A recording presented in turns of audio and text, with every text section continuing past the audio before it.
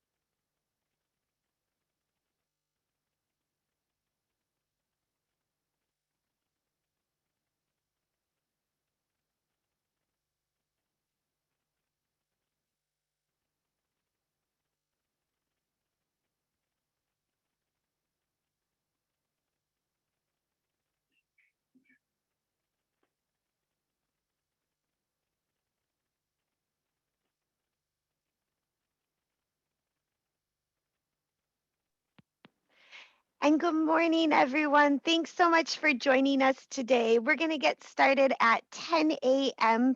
Pacific time, and that's 1 p.m. Eastern time.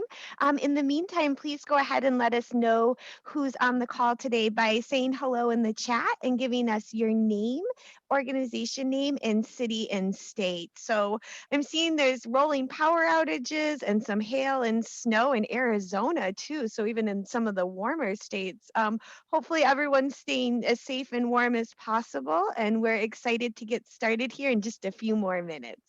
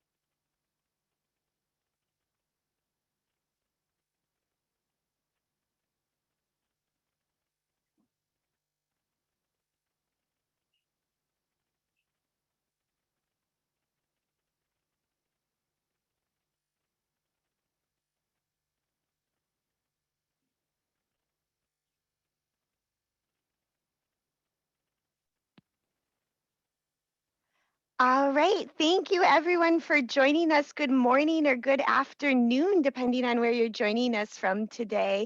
We're going to give everyone just a little bit more time to get on the call. And in the meantime, I'll go over some housekeeping items. So thank you again for joining us. I'm super excited to be hosting the Huddle today. My name is Amber Eby, and I'm a grant specialist at, Maddie's Fund.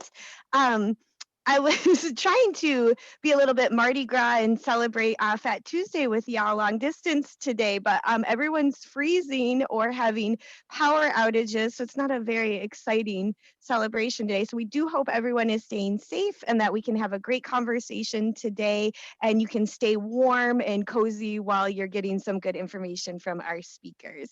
Before I turn it over to my co-host Gina, I just wanted to go over a little bit of housekeeping.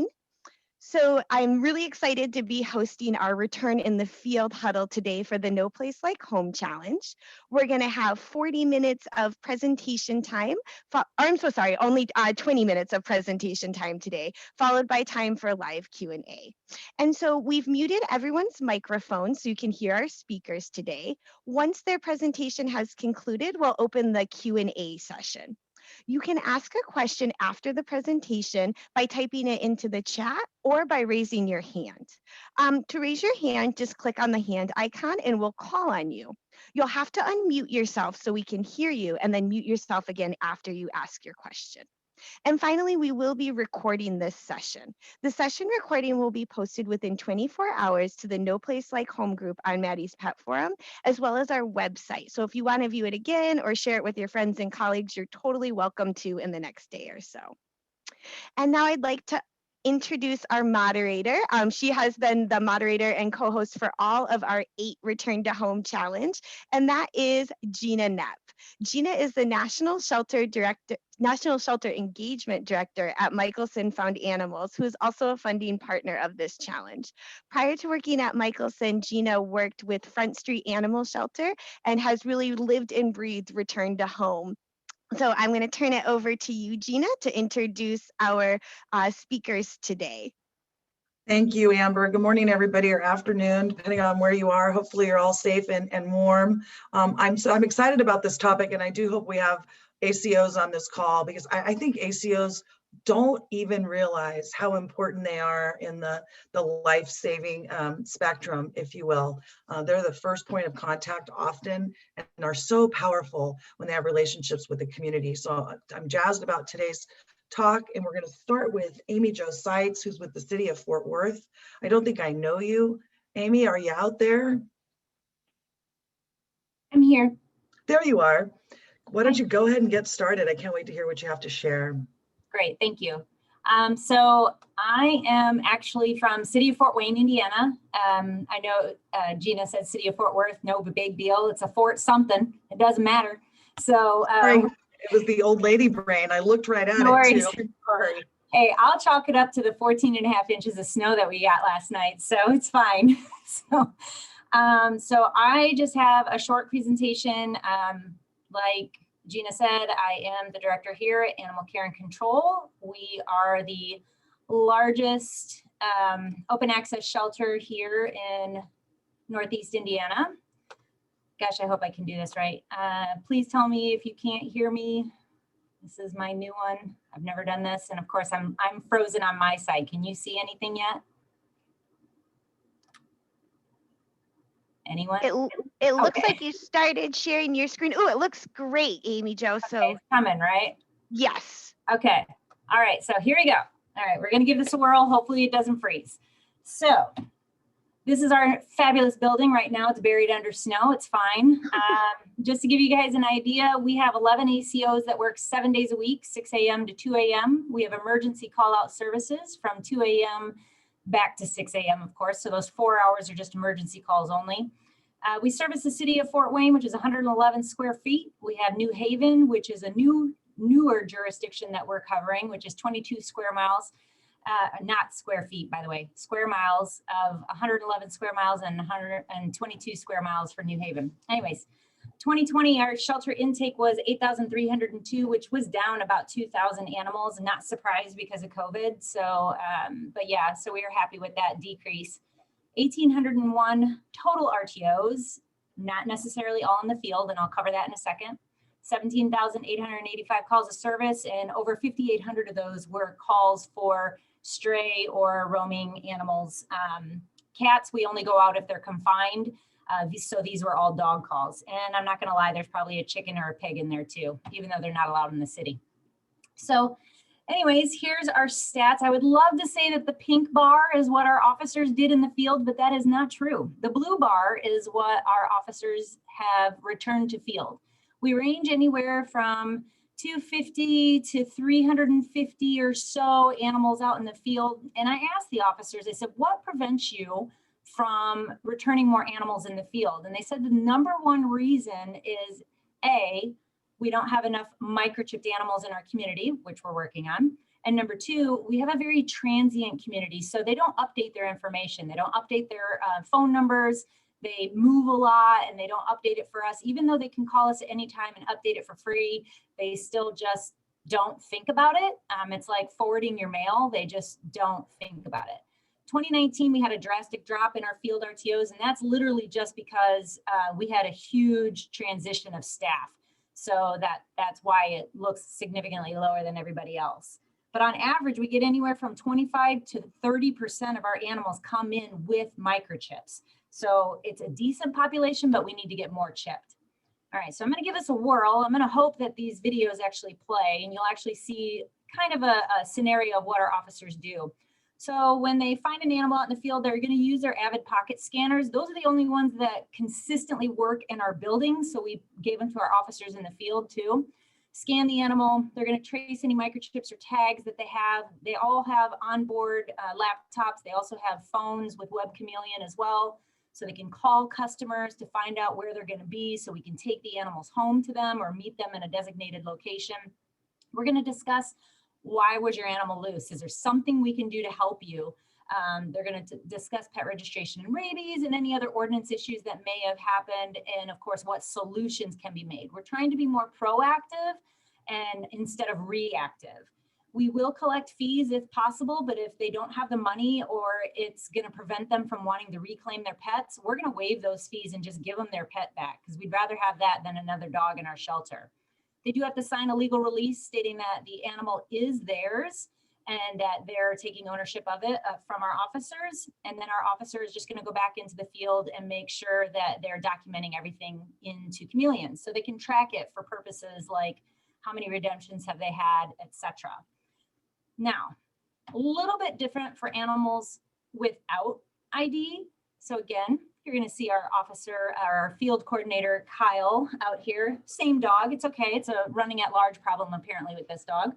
So again, scan the animal. There's no tags, no microchip, no ID of any sort. So the next thing that they're going to do is they're going to actually get onto their computer and look at Lost Dogs of Fort Wayne. This is a separate entity from us. Someone has a volunteer group that runs that Facebook page or whatever. And they also are going to look at our lost reports that are on file with our shelter to say, you know, hey, do we have a possible match? So they're going to, of course, meet the owner. Same process that we just did, even though they don't have ID, we're going to offer them a microchip. It is required for any animal redeemed from us to be microchipped. So we're either going to give them a certificate or we're going to actually have them come into the shelter and pay for a microchip. It just depends. But again, we're moving more towards the certificate to give it to them for free because we think we're going to get more compliance. And so again, they're going to also collect fees if they can. If not, they're going to waive them, get that field release, and then of course, document everything into Chameleon for tracking purposes. So that is me, folks. That is what we do. And before anyone asks about cats, we have anywhere from 5 to 8% cat redemption. So I think it's a little higher than the nationals, but not much. It's somewhat. But community cats, pretty convinced that we have a lot of owned cats that are becoming community cats. But you know what? They're all microchipped. Our community cats are all microchipped before they're let out in the field. So that's one good thing. Awesome, thank you. And next we have April Moore with Kansas City Pet Project, talk further on this topic. So where are you? Are you out there somewhere? I don't see you. I'm There here. you are. There you are. Welcome. Thank you. I'm going to attempt to share my screen. And my internet's a little buggy because rolling blackouts and such, but give me a second here. And does everybody see my intro there? Yeah, it looks great, April. Fantastic. Okay, so I am April Moore. I'm the Chief of Animal Services here with Kansas City Pet Project Animal Services Division. Our organization holds the animal control contract for the city of Kansas City, Missouri. And we officially launched our program December 1st of last year. So we're pretty new to Kansas City. Our Animal Services Division is. And I'm pretty new to Kansas City, but I'm not new to animal welfare. I've spent nearly 2 decades now in this field, and the bulk of my career has been spent in community and field services down in the southern part of our United States. So I've been fortunate to play an integral role in developing programs that seek to keep families together and to help keep communities safer. And so this topic is particularly enjoyable for me because, as Gina mentioned, field services officers, animal control officers, animal services officers, whatever you want to call us, we do have a unique opportunity to really impact the way that our community stays connected to their pets and impact the health and safety and wellness of our community through our interactions. And when we think about the many ways we can keep pets out of our shelter and reunite them with their families in the field, we're talking about all those things that Amy Jo just talked about. But we're also talking about empowering our community to be a part of the solution. And so in order to do that, we have to be committed to being present. And one of the really great things about being present is that it also affords us the opportunity to build relationships and develop an understanding from our community's perspective about what their unique barriers to keeping pets safe at home are. And so what does all this look like? Uh-oh, what did I do? Oh no, hang on. There we go. Okay, my apologies. I'm better at driving a truck than I am a PowerPoint slide, guys. You're doing a great job, April. You're good at both. So while we are, while we're in the field, what this looks like is taking the time to talk with the neighbors in the area. And we know when we have pets with IDs, or microchips, we can certainly work to track down an owner through all those things that Amy Jo referenced. But when we have pets without identification, it can be a touch more difficult. And we also know that for our pet owners in our communities, they face a number of barriers to reclamation. It doesn't matter your community. These barriers exist in some form or fashion. And so folks have a difficult time reclaiming because they don't have enough time to get to our shelter. They don't have adequate transportation. They don't have the funds necessary. In COVID world, they have increased health concerns of coming out, leaving their home. And sometimes there's just fear associated with interfacing with some of our government facilities. And so we know that if we can keep animals in the neighborhood, either through like a found foster program, and that's initiated through those contacts with our neighbors, or doing additional legwork when our found pets don't have identification, it increases the likelihood of the animal making it back home. Here in Kansas City, when one of our officers finds a dog without identification, they start knocking on doors. And we want to start at that location where that animal's been picked up. We're going to go to the first home, knock on the door, and then we're going to go 4 doors down from there. And then we're going to go 4 doors down the other way. And if we don't find an owner at that point, we're going to go across the street and we're going to do the same thing. And if luck holds out, we find the owner, and great, we return the animal. Sometimes we find folks say, oh, well, I think I know where he lives. He lives, you know, that house over there. And then we go to that house over there. And either way, we take that initiative to try to get that animal back home. And we also make our presence certainly known in the community.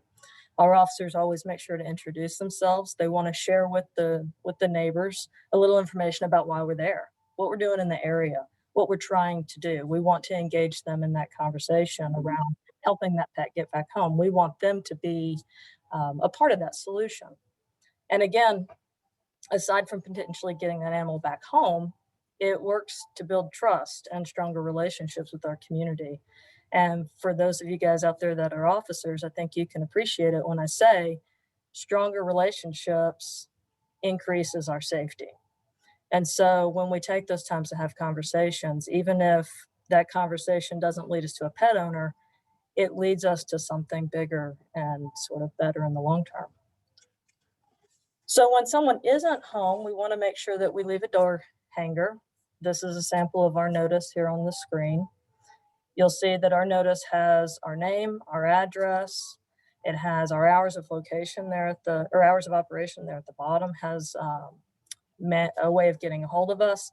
And we're very specific about the description around the animal that we've impounded. Again, we want to make sure we're leaving as much information with parties we're not able to talk with about the animal that we picked up so that we can hopefully get him back home.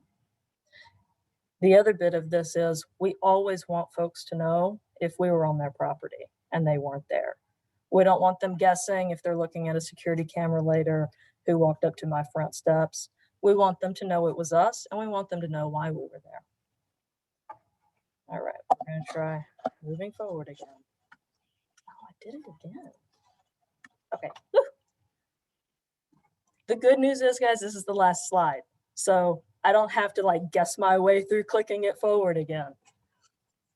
So when we can't get animals back home, we have to bring them into the shelter.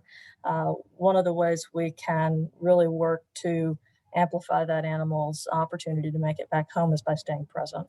And so for us, staying present looks like returning to that neighborhood 48 hours after that impoundment, if that animal's still in our shelter, and posting found flyers. In some communities, I've seen success in engaging community advocates or local neighbors or the lady on the corner that knows everybody, engaging them and putting yard signs out front that have that found flyer posted to the front of it. But we'll go back out to the neighborhood, we post the flyers, we'll talk to anybody who's out. We want to make sure that, again, we're taking a little bit of time to have meaningful conversations and sharing with people our goal to get that animal back home. We also we know there's a lot of value in being a part of our local lost and found Facebook groups and things of that nature. And certainly being active in these groups is a really effective way to get pets back home, but it's also a great way to build rapport with the rescue groups and animal advocates in our community.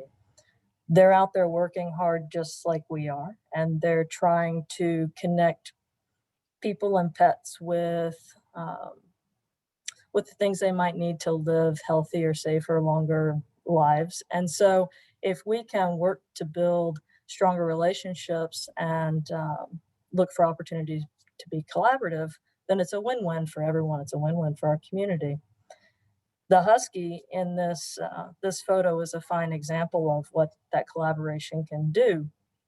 This dog had been, there were multiple reports of him running all around town, and our officer responded and obviously picked him up, took him for a ride, a little bit different kind of ride than what we would normally do, but took him for a ride in the front seat there.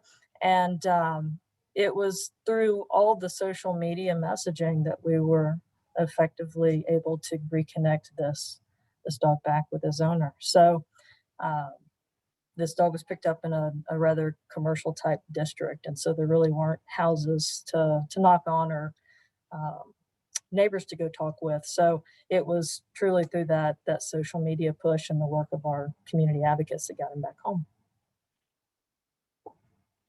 And that's all I got. I'm gonna stop sharing. That's what I have to do now, right? Let's see. Yeah, excellent. Thank you so very much. I mean, there's your message, both of you, actually, it's powerful, and our officers, the more they're seen in the community as helpers, the more likely people, A, will be kind to them, and when they see us coming, not turn the other way. ACOs, I can't say it enough, are so powerful in this business. I don't know, they're the helpers as far as I'm concerned. And there were a couple of startup questions. Do either of your organizations have mandatory microchipping laws? We do. You do? So City of Fort Wayne requires it if you are being redeemed from the shelter or if you're a biter. So if you've had a bite, then you have to be microchipped. So one of the things that I kind of alluded to is part of our pet rehoming and assistance program. We're trying to keep pets in the home, just like April had mentioned. And one of the things that we're trying to do is get them those basic services. So whether it's giving them a certificate to get it done. So my philosophy is, if I have to write you an ordinance violation citation, I need to be able to provide you with the solution to get it done. So whether or not that's providing you a certificate, a microchip certificate, or if it's your second time running at large, it's a mandatory spay neuter in our ordinance. Right. We're going to provide that surgery here at a reduced cost. So it's kind of one of those things that it's like, oh, you have to have a rabies vaccine, but you can't get into the vets because, you know, everything is shut down because of COVID. Our vet's going to do it here for you.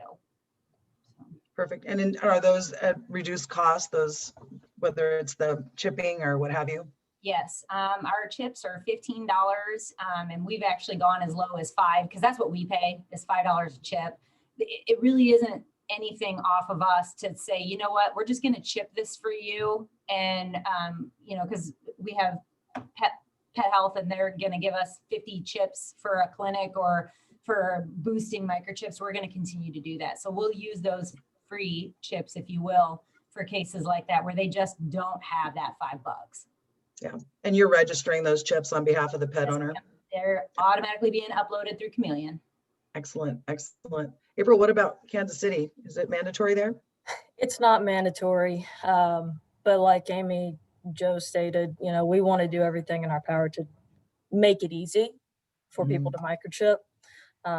We're also pushing tags because we find that tags on collars are a more effective way to engage our neighbors in being a part of that solution. You know, they can read a tag versus trying to find somebody who has a microchip or load a dog up and take them to the vet clinic. You know, it's particularly critical during times like now where we're, you know, going through a winter storm and it's difficult for us to get from point A to point B just for our emergency calls, you know. So when dogs are out, if they've got those tags on them, neighbors can help them get home a lot sooner than we can and get them safe. Yeah, 100%. And we don't even know the magnitude of lost animals that are reunited because of that tag. Because, you know, we all know if we found an animal with a phone number, we're not calling animal control, we're calling that number. Another important thing to share with our community too, because there are a lot of folks who want to help lost animals get back home, is encouraging them to text the number in addition to just calling. Because texts are read, you know, 95% of text messages, even if the person doesn't have their voicemail box set up or anything, a text will go through. So it's just another little tiny piece of information that helps. Do either of you have officers chipping in the field? Is that allowed in your states? It's not something we're able to do, unfortunately. Because of the state veterinary laws? Yeah, that is my understanding. I'm still looking into it, but yeah, some states it's considered a surgical procedure and some it isn't. What about you, Amy Jo? So funny you should ask. I actually asked one of my officers right before this presentation, I said, so what would help you get more animals home in the field? And she's like, well, other than people registering, giving me 5 chips so I could just stab them out in the field. And I'm like, okay, so we're not going to stab. But I said, but my fear is because I always have to consider we're a city entity and risk management is a separate department from us. Our animal handling says to people to microchip. And she was like, and I said, so would you trust the owners of these animals to chip them out in the field? And she's like, And I see someone shaking their head. Brandy's going, no. So, and that's exactly my thought is half of the people, considering that the dog was just running it loose, do you really think that they're going to be able to safely hold while you chip? And she's like, well, what you don't know won't hurt. I'm like, oh my gosh. So we're trying to figure out a safe way to do it, whether it's more microchip clinics or whether it's, hey, you know what, we're right next to this veterinarian, let's go here real quick. Is it something that we start pulling in the vets? So I love that question. And Yeah. I think next time we talk, we're probably gonna have a solution. Yeah, I do know that there are some organizations doing it, but it's not an overwhelming number of ACOs that are doing it in the field. And, you know, I wouldn't trust the owner either. And I mean, it's tough. However, there are some folks that are getting the name and that the person would want on the ID tag and the phone number that they would want, and having some volunteer at the shelter produce those. You can mail them out. Some people have people drop them off, but ID tags coupled with the chip, we all know that's the best solution. Dallas does mandatory microchipping for any animal in their jurisdiction, and their RTO rate is incredibly high compared to the rest of the country. So we know it works. Let's see, is there another question? Hey, Gina, Erin had a question, I believe, for Amy Jo about the community cats. So Amy Jo, you mentioned in your presentation about a statistic about community cats being previously owned. So there's no proof, there's just theories. So when we bring in a cat that does not have identification, our city ordinance allows us, as long as there's a live release option, we can process that cat as a community cat. So all of our community cats are microchipped, of course, sterilized, ear tipped, and vaccinated and put right back out to where they belong. Traditionally, what we're seeing is that these are probably owned cats. It's like an indoor-outdoor cat. So they get their cat back and now it just has a little ear notch on it and it's been sterilized. But my stat was actually for cats being redeemed from the shelter. And that's anywhere between a 5 to 8% redemption rate. Perfect, thank you. And then I understand from Brittany on our side, who's doing the tech, that Chris Fitzgerald had a question. Chris, do you want to unmute yourself and ask your question? Sure thing. Yeah, I'm calling or tuning in from Rochester, New York here. I guess it would be for April, but either Amy Jo or April. You mentioned that the Husky came from a commercial area. I was just wondering if you've developed sort of an alternate protocol for when you find a dog in a less residential area, like a commercial area or a busy street, compared to, you know, in a neighborhood where it's easy to identify, you know, 4 doors down each direction and across the street. Just wondering if you're that's like a work in progress or something that you've already worked on. Yeah, so I think a lot of times it's kind of a case-by-case approach for, you know, this Husky. Certainly social media, doing a push across as many platforms as we could was effective in getting him back home. We have a lot of highways here, more highways than I think we probably need, but they didn't ask me when they built them. And so we get dogs up on highways, and then, you know, it's like, well, okay, he came from somewhere. And so we use, you know, it's super basic, but we just get on our you know, map applications and look for the closest neighborhood. And we try to figure out, okay, what's the most likely avenue he might have taken to get out to this roadway. And so then we go visit that neighborhood, and we'll do patrols in that area, or we'll go flyer that neighborhood. You know, it's certainly a process that I think will be forever in development as we learn more about how animals get out, what motivates them to move about and away from their home, and what motivates them to sometimes stay in certain areas and sometimes not. So, you know, for our commercial areas, we almost always have something residential nearby. But when we have nothing residential nearby, then we're really dependent on that social media push. Hey, Joe, I had another question for you. Do your, and I may have misunderstood or missed it, do your officers actually take a photograph of that dog in the field and post it on the Lost Dogs of Fort Wayne when they're at the moment? So yes and no. It just depends. If it doesn't have ID, they're going to not only search the Lost Dogs of Fort Wayne, but yes, they will post as well. And they'll say, you know, safely at Animal Care and Control. So they'll do that. And then, but sometimes, you know, depending on the dog, of course, they're not going to necessarily post it. It just might be their circumstances. But we take pictures of every animal that comes in, whether it's over the counter or it's in the field, and they're going to take it up. So it's always on our website. You're a Chameleon user, correct? Yes, ma'am. So when an officer has a dog in his or her possession, I'm presuming they'll immediately create an animal ID number for that animal. Do you are you showing that dog being kenneled in ACO truck immediately? I think ours is field right now. I think that's how ours shows, but yeah, they'll have it. You can usually tell by the picture, especially if it's in like a, you know, Box. box. So that would be in their vans. So, but yeah, we'll have that. And our officers are really good about calling back to dispatch and letting them know, hey, if anyone calls, I'm going to be back to the shelter in X amount of time, you know, that kind of thing. They're really good about that kind of stuff.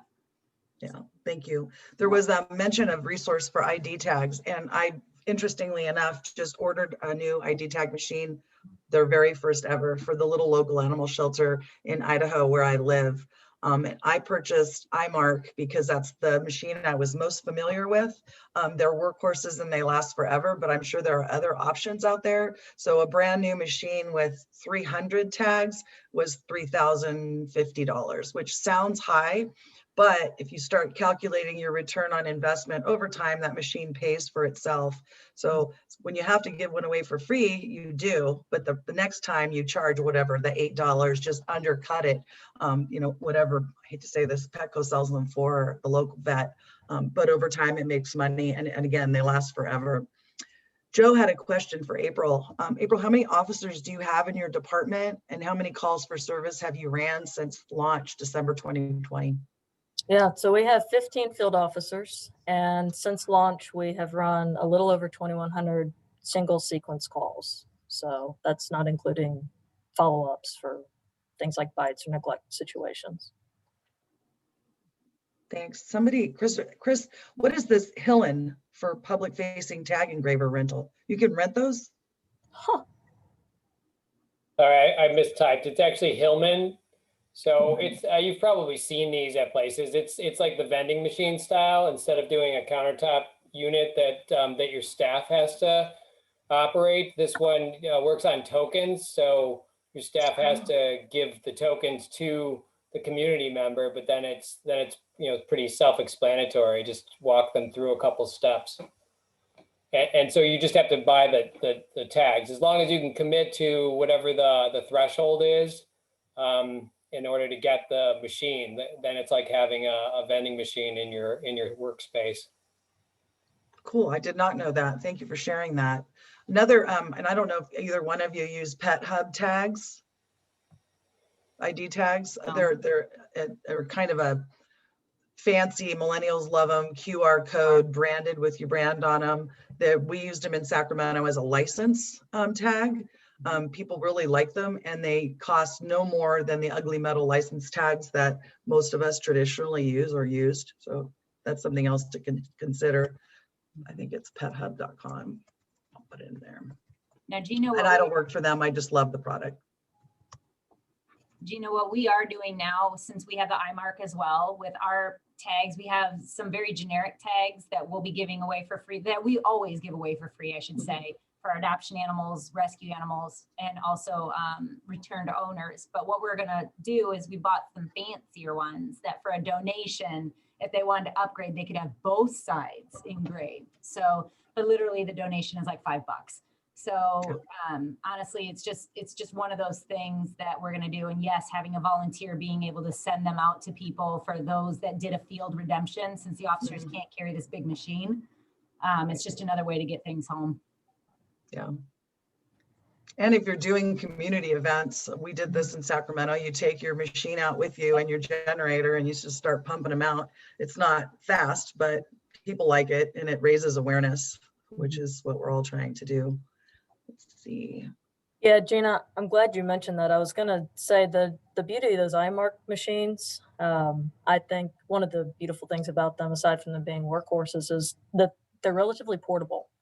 And so when I worked in Austin, we would set up in front of the fireworks stands every time we were going to have some sort of big event that requires somebody to blow things up. And so we would just issue tags to folks as they came to purchase their fireworks. We developed relationships with local convenience stores in areas of town where we knew we had relatively high numbers of loose roaming dogs. And we'd set up outside of there and just issue out tags as folks were coming to pay for their gas or get their milk or what have you. Yeah, cool.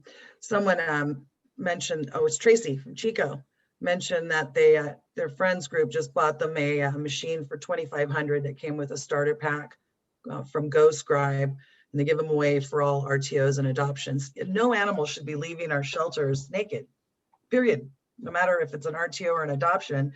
And you know, how does this tie into officers? Officers get to have those conversations with people all the time. So finding a mechanism to connect the pet owner and the dog or cat with, yes, and a collar too. You know, if they need a collar, then we should provide one. And you can get those neon collars. I mean, they're not fancy, but they're $1. And the amount of investment on the front end saves us a ton of money on the back end. Plus, it makes the community really believe that we care about them through their animals. Amber, how we doing? What time is it? We doing okay? We're doing great. So we have about 15 more minutes. And then another question came in if we have any resources to find cheap or low cost collars too. Does anybody have any good leads for that? In Sacramento, we just ordered them off of Amazon, and they came in 3 different sizes. They were neon in color. Like I said, not fancy, but they were cheap enough. And we found that when we ask people if they'd like to make a donation or pay it forward for the next animal, folks are typically very generous. And if they can't, it means they can't. So, but we're still putting identification on an animal because they came to us once, most likely they're going to come to us again. Definitely. And then there are some folks saying, and this is what we used when I worked at the San Francisco SPCA too, was Campbell Pet too, and the website's in the chat. And I Right. see Brill and Amy Jo nodding about that one too. Yeah. And Tracy just donations. Yeah. And donations. Yeah. And if I know that we had good success too with like little pet stores, you know, like the local ones rather than the big box ones where they would have some after St. Patrick's Day or after Christmas, and you'd get a bunch of collars with like Santa Claus or candy canes on them. But I mean, it's better than no collar at all, right? And a lot of folks in our community thought it was really cute, even if it was Halloween time and they were getting, you know, clovers on their collars. Right. You know, I'm curious if there's any anyone in the audience that has their ACOs doing something that maybe we haven't talked about or haven't thought about. If anybody wants to share some of your own brilliance.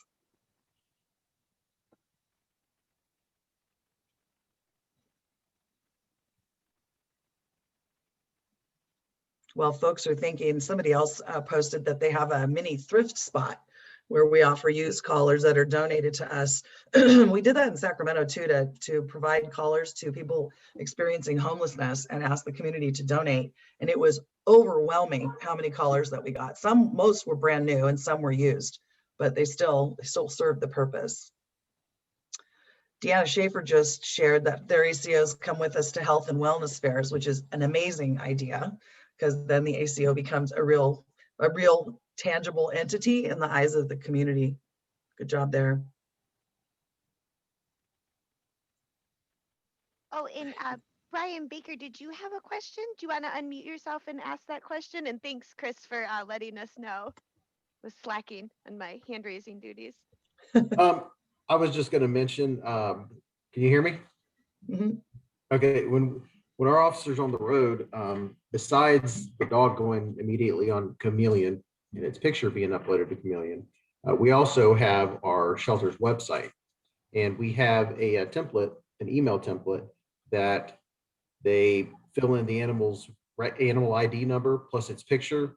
And so on top of going to Pet Harbor and Chameleon, it also goes to our shelter site. And then we have 2 or 3 area you know, like kind of like when you guys were talking about Dayton, Ohio area lost and found pets, where if you share a picture of a dog there, within 10 minutes, it's been shared 50 times. So that's something that's helped our numbers go up, is posting right away and getting a picture. And our officers, on top of what you talked about earlier, knocking on doors and that sort of thing, after they get that dog's picture posted to our webpage, they're not to leave the area any sooner than 15 minutes. So that gives them time while that's getting posted, gives people a chance to see and share it while they're knocking on doors, passing out posters, stuff like that. Brian, I know that you're not a presenter, but I'm curious to hear from you. How long did it take, or what did it take for your officers to shift the mindset to being that proactive entity in the community? Because we didn't always all think this way. Was it a struggle? Slightly, you know, there were some of the officers that were, you know, the old mindset. You go pick up as many as you can and bring them in. Whereas now it's, don't pick them up. And if you do, don't bring it in, find its owner, get it back home. So it didn't happen overnight, and it's still sinking into the, I'll say, thicker headed ones. No, put a little more effort into it, you know, because kind of like what you guys were saying earlier, is every single dog in our huge shelter had or has an owner somewhere. They're not roaming feral dogs. But the folks don't want to come in. They don't want to get a citation. They don't want to have to buy a tag. They don't want to pay a fee. So if you could find the owner on the road, they're not going to have to pay the shelter fee to begin with. They'll take their dog back. So it's worth the extra effort to get it back home, because if they find out we have it, they might, well, you know, every neighbor I have is selling pit bull. I'll just go get another one. Yeah. Whereas if you can find them, here's your dog back. Now we don't have to bring that dog in and do everything that we have to do, take care of it until its time is up, and then we have to find it a home. It saves a lot all the way around. Yeah, and it, you know, ultimately it's probably the best thing that could happen to that animal, right? Absolutely. And that's, I guess, what should drive us, but it's also a hell of a lot cheaper. Amy Jo, April, what about you two? Same question. Was it hard to shift the culture? Amy Jo? Thankfully, we had a big staff turnover. So I think we went from 11 officers to 5 in 1 year. And so hiring 6 new officers, it helped. It's just kind of the way it is. They didn't know any different. And those that had been around, and it wasn't because they hated working here, that's why they left. Most people, we had burnout, you know, so they're like, I can't do this anymore, I'm out. So they got new jobs, etc. Some had babies, some one unfortunately had a horrible accident and was paralyzed from the waist down, you know. So it's just kind of one of those, not from work, by the way, not from work. So, but anyways, but he's back with us in a different position. But anyways, it helped having that turnover, because I guess you never knew how stuck in a rut you were until new fresh faces came on and are like, oh, this is just the way it is. This is great. But it has been challenging retraining that we are trying to keep pets in the home, and know they may not be able to afford it all the time, but if we can provide them that little bit of assistance to keep them in the home where they're treated well, why not? I mean, you know, it's just kind of definitely different change. So. Yeah. And April, your team is new. I don't know if you inherited existing officers or got to start fresh. Nope, we started fresh here in Kansas City. And it certainly wasn't intentional. The positions were opened up, and we solicited for applications. And really what we sought to do was to build our team primarily off of some core soft skills. We wanted problem solvers. We wanted people who were empathetic. We wanted folks that were non-judgmental. We also wanted folks that had a strong work ethic, and the mindset around the core philosophies of our mission. And we wanted them to be able to articulate and connect to the idea that pets belong with their people, and that, you know, we all live differently, and that's okay. And so we were really fortunate. I think I have a pretty phenomenal group of folks here doing some outstanding work. You know, I came from, I've been at 2 other agencies that transitioned from an enforcement. One is probably arguably still in transition, but in Austin, we transitioned from an enforcement, really punitive based model to an engagement based model over a course of probably 7 to 10 years. And it wasn't an easy transition. And like Amy Jo, we had some turnover, but we took time to set expectations around what we wanted to see out of our results in the field, what we wanted our officers to do. If we wanted our officers to have conversations with people in the field, we were going to set an expectation that one of their performance measures was that they were going to talk to people. And so we had officers that ultimately, you know, opted out of that. Some were coached out.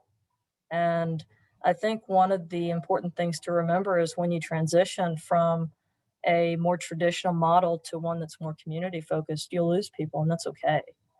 You know, you want to work to keep your team strong, and you want to work to put the resource in to build team members up that want to do the work. But in some cases, folks are going to opt out, and that's an okay thing.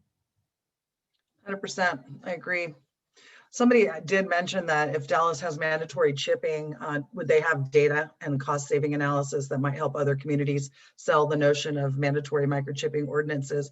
Their director is Ed Jameson. And Amber, I don't know if we can, I'm trying to look up Ed's email, but I'm sure that he's more than willing to share information. I know that in Sacramento, before I ever went to work for Michelson, they helped me do a study to show, we did an 8-year period where we chipped and tagged for virtually free during that period, and calculated the reduction in length of stay over that period of time, which was a $750,000 a year cost savings from daily cost of care. So there's plenty of research out there that shows the value, particularly to the folks that are in charge of the pocketbooks, because that's the money talks. So, and then I think my colleague Matt Ulrich is on the call. He just zipped me an email that Austin is chipping in the field. So we can, Amy Jo, we can connect you with them for more information. And I think they have a solid SOP on how to do that. So did I miss anything, Amber? Yeah, so we have about 3 minutes left, and Brandy just had a quick question for Brian, which was, what shelter software were you using for the email templates? Oh yeah, Brian, was that Chameleon? There we go. So for the template, for our that's for our website, the shelter's website. We go through the community. There we go. Too much echo. We go through the communications department in Montgomery County, and the email goes straight to the communications department, who posts it to our website. But we use Chameleon, so when we take a dog's picture in the field, its picture, you know, is shown in Chameleon. And for our cage, it's in truck. I heard someone else say field, but it'll say in truck. So that way, you know, if they go to Pet Harbor, they're gonna see it pretty soon. But we have Pet Harbor. We also check all of the area lost and found pets, you know, the Facebook pages, and then it goes on our website and our Facebook page. We have a Facebook page. That's what I forgot to mention earlier. So the Animal Resource Center has a Facebook page, just like the other lost and found Facebook pages, except for we just post what our officers have picked up, or also what it comes over the counter goes on the Facebook page too, because people love to share on Facebook. So it gets it out there really fast. So Brian, with that, that template, does that immediately upload to your shelter, not your shelter software, your website? Or is that going to someone who's then entering that dog cat into your shelter Chameleon, whatever you're using, and then it goes, like, how is it being differentiated from an animal that comes into your facility? Right. And then So I was getting them confused. That template, we fill out the template, it goes to the communications person, and she posts it on Facebook.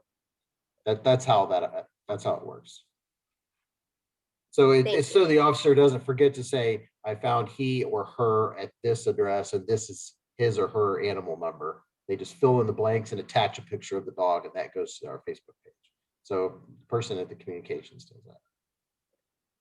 Amber, And I I know actually what- had, Oh, oh, I'm sorry, Gina. No, I go ahead. actually had another, as part of our return to home, kind of our new programs with the whole HOS movement and stuff, we created a program called Fences for Fidos through our animal services, which teamed us up with a local hardware store, if you will.